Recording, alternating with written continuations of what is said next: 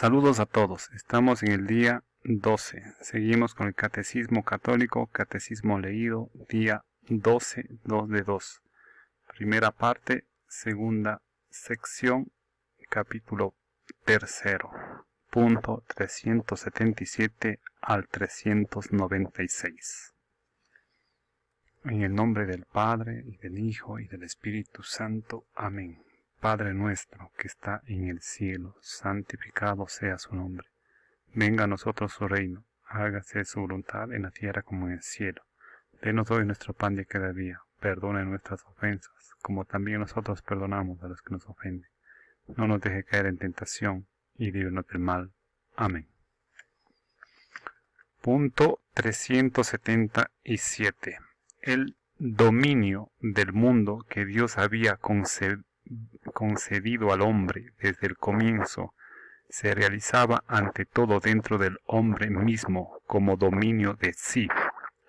El hombre estaba íntegro y ordenado en todo su ser por estar libre de la triple concupiscencia que lo somete a los placeres de los sentidos, a la apetencia de los bienes terrenos y a la afirmación de sí contra los imperativos de la razón. Punto 378. Signo de la familiaridad con Dios es el hecho de que Dios lo coloca en el jardín. Vive allí para cultivar la tierra y guardarla. El trabajo no le es penoso, sino que es la colaboración del hombre y de la mujer con Dios en el perfeccionamiento de la creación visible. Punto 379. Toda esta armonía de la justicia original, prevista para el hombre por designio de Dios, se perderá por el pecado de nuestros primeros padres. Resumen. Punto 380. A imagen tuya creaste al hombre y le encomendaste el universo entero, para que sirviéndote solo a ti, su creador dominara todo lo creado. Punto 381. El hombre es predestinado a reproducir la imagen del Hijo de Dios hecho hombre, imagen de Dios invisible, para que Cristo sea el primogénito de una multitud de hermanos y de hermanas. Punto 382. El hombre es una unidad de cuerpo y alma. La doctrina de la fe afirma que el alma espiritual e inmortal es creada de forma inmediata por Dios. Punto 383. Dios no creó al hombre solo. En efecto, desde el principio los creó hombre y mujer. Esta asociación constituye la primera forma de comunión entre personas. Punto 384. La revelación nos da a conocer el estado de santidad y de justicia originales del hombre y la mujer antes del pecado. De su amistad con Dios nacía la felicidad de su existencia en el paraíso. Párrafo 7. La caída. Punto 385.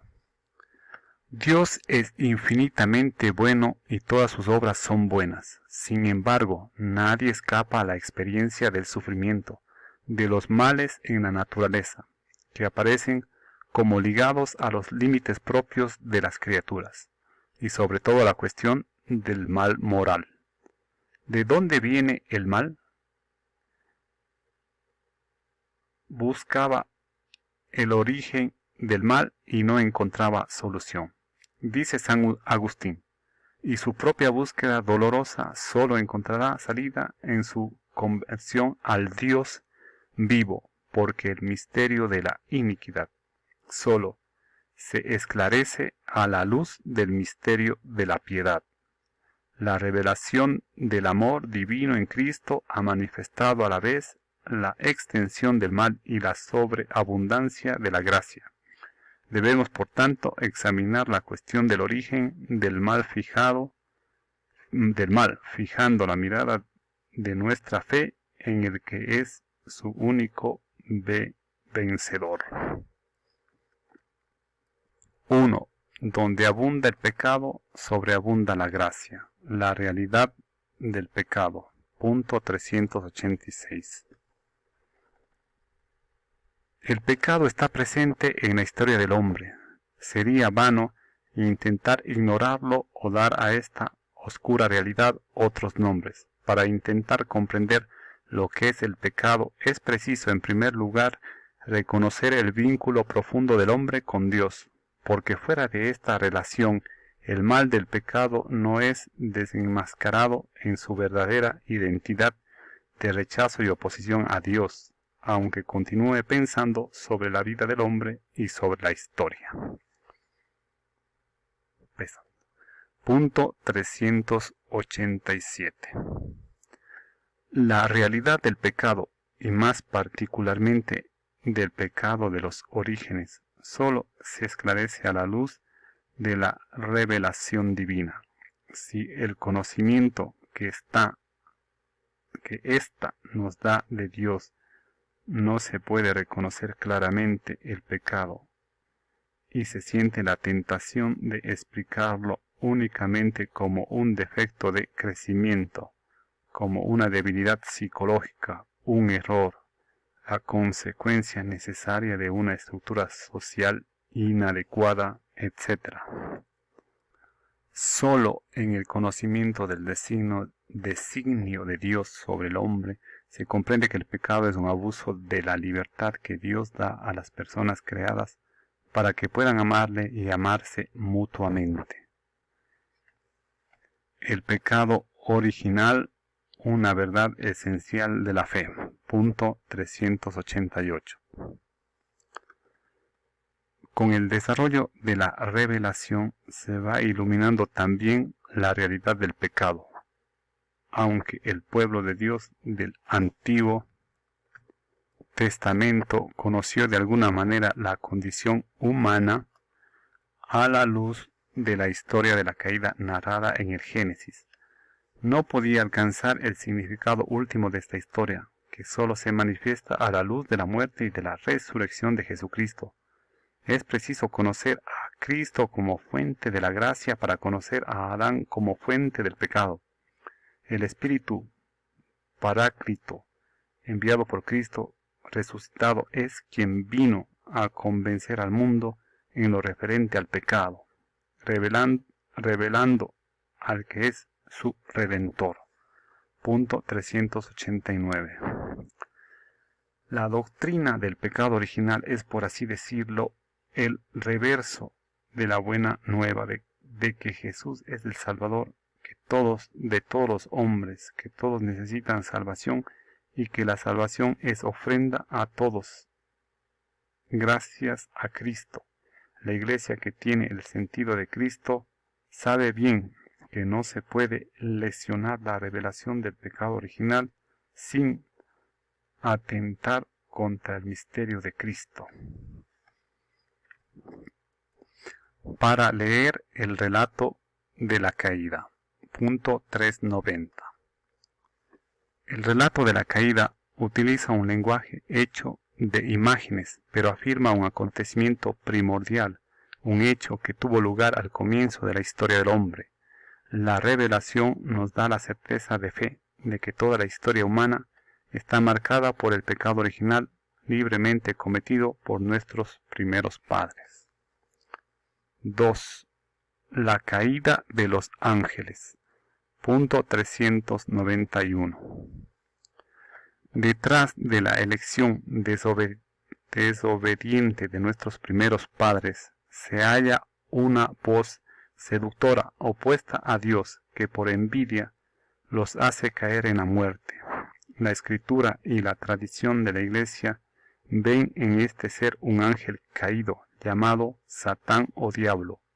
La Iglesia enseña que primero fue un ángel bueno creado por Dios.